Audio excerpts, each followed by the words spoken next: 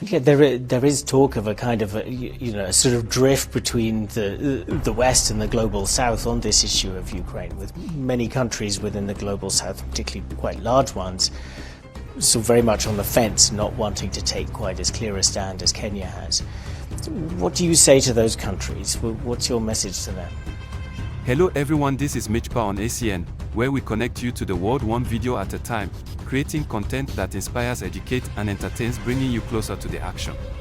The continent is becoming something of a sort of a diplomatic sort of battleground at the moment, over attitudes to the great turbulence here in Europe at the moment, the Ukraine war. Now Kenya has taken a very strong and very distinctive position on the Ukraine war, right in the early days in the UN Security Council, speaking out very clearly against Russia's invasion. Can you explain Kenya's position? Why has it been speaking out so strongly? Because we are great believers and signatories to the UN Charter, which speaks directly to a rules-based globe, and ensuring that there is respect for countries and their boundaries. Any violation of the UN Charter by anybody in whatever manner is a threat to violation of the same elsewhere, everywhere in the world. Maybe it is Germany, today it is Russia and Ukraine. You never know who it is tomorrow if we allow this to go on. So our position has been, this can be resolved. We must be a rules-based globe. We must respect the UN Charter. That's the position of Kenya, and not just the position of Kenya, that's the position of the UN and any country that subscribes to the UN Charter. Yeah, there is talk of a kind of a sort of drift between the West and the global South on this issue of Ukraine, with many countries within the global South, particularly quite large ones, so very much on the fence, not wanting to take quite as clear a stand as Kenya has. What do you say to those countries? What's your message to them? Our position as a country is that they say a threat to peace anywhere is a threat to peace everywhere. Our position is that this is not about the North versus the South. It's between what is right and what is wrong.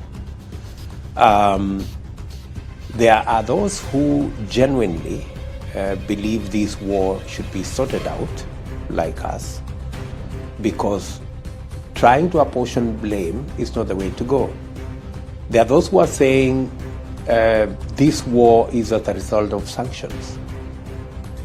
And to their credit, yes, the sanctions are having a devastating effect on commodity prices, grain prices, fertilizer prices. On the flip side, there are those who are saying this is as a result of the war. Again, it is true. So, is it the war or is it sanctions? And from where I sit, it doesn't matter whether it is the war or the sanctions. We just need to stop it. Let's find the mechanism to put it to an end so that we can stop the victims of this war increasing. There are victims, real people who cannot access food, who have challenges, real countries like Kenya, who we've had challenges with accessing fertilizer. We have challenges with accessing grain.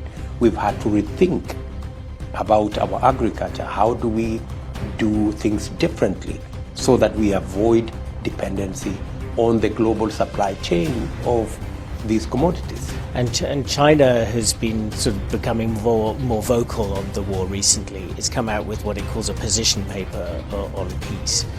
When you look at what they're saying and how close they are to Vladimir Putin, and we just saw Xi Jinping in Moscow, do you think that they are a kind of a credible player in trying to bring the war to an end? I think China should do more than it's currently doing, from where I sit, because I think China is a big player in the economic space. So I believe from even a strategic point of view, China should be pushing for the end of this war, because we've all come from a devastating effect of the COVID pandemic, and beyond the borders of China, China has huge interests in many parts of the world, including Africa, where they have deployed resources, they have supported the building of infrastructure, they've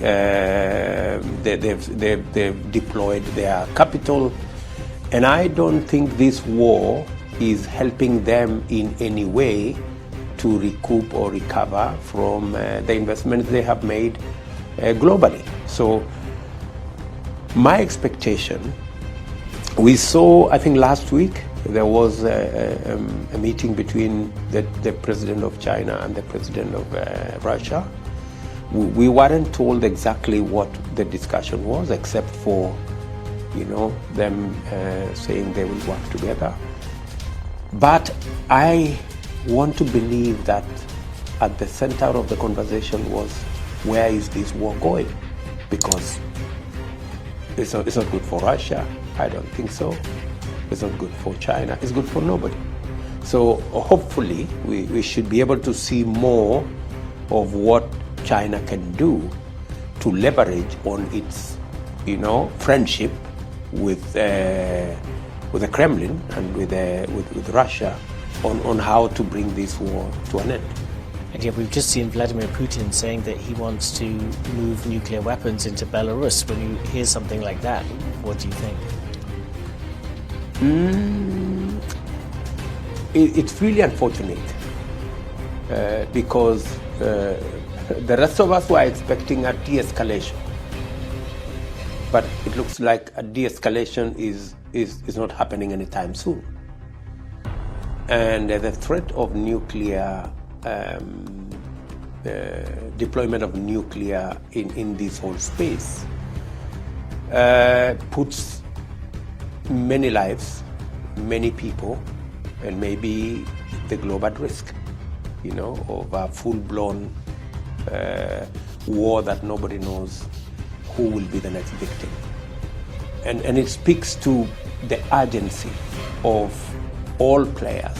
And that's why, even this morning, part of the conversation I was having with President Schumega of this great republic of Germany was exactly on where is this war going and what is it that nations, signatories of the UN Charter, can do.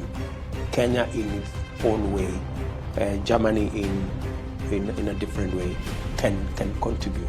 So it's a source of concern for nations, for leaders across the globe, that this war is not de-escalating. In fact, if anything, it's escalating. And I don't think we should continue to take this lightly. I think there is more that needs to be done so that we can stem the hazardous and possibly the existential threat of humanity that this war could possibly